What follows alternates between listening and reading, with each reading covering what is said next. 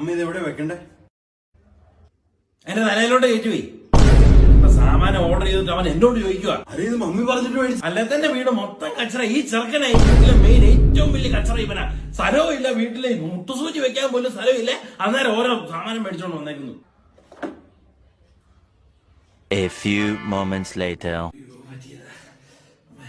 ചേട്ടാ ജോലി ഇത് ഇവിടെയാണോ വെക്കുന്നത്? എന്നോട് ആരാ പറഞ്ഞത് ഇവിടെ വെക്കാൻ? ചേട്ടാ ജോലി ഇതൊക്കെ വെക്കാൻ അതിന്റേതായിട്ട് സ്ഥലമില്ല. എന്നോട് ചോദിച്ചാൽ പോരെ, ഞാൻ പറയല്ല ഇത് എവിടെ വെക്കണ്ടെന്ന്. ദൈവമേ, ഇങ്ങനെ സാധനങ്ങൾ നിരത്തി വെക്കാൻ ഇത്ര ഒരു മിടുക്കൻ. ജോലി കൊള്ളാം, പപ്പ പിന്നെ മിടുക്കരാ. പപ്പയോട് പിന്നെ പറയേണ്ട ഒരു ആവശ്യമില്ല. 24 മണിക്കൂർ ഞാൻ ഈ പെറുക്കി ഞാൻ മടുത്തു. ജോലി നിർത്തുന്നു, ഞാൻ പെറുക്കുന്നു. ജോലി നിർത്തുന്നു, ഞാൻ പെറുക്കുന്നു. ഇത് തന്നെ പരിപാടി. പെറുക്കി എന്റെ ജീവിതം തന്നെ അവസാനിച്ചു പോയി കേട്ടോ ദൈവമേ.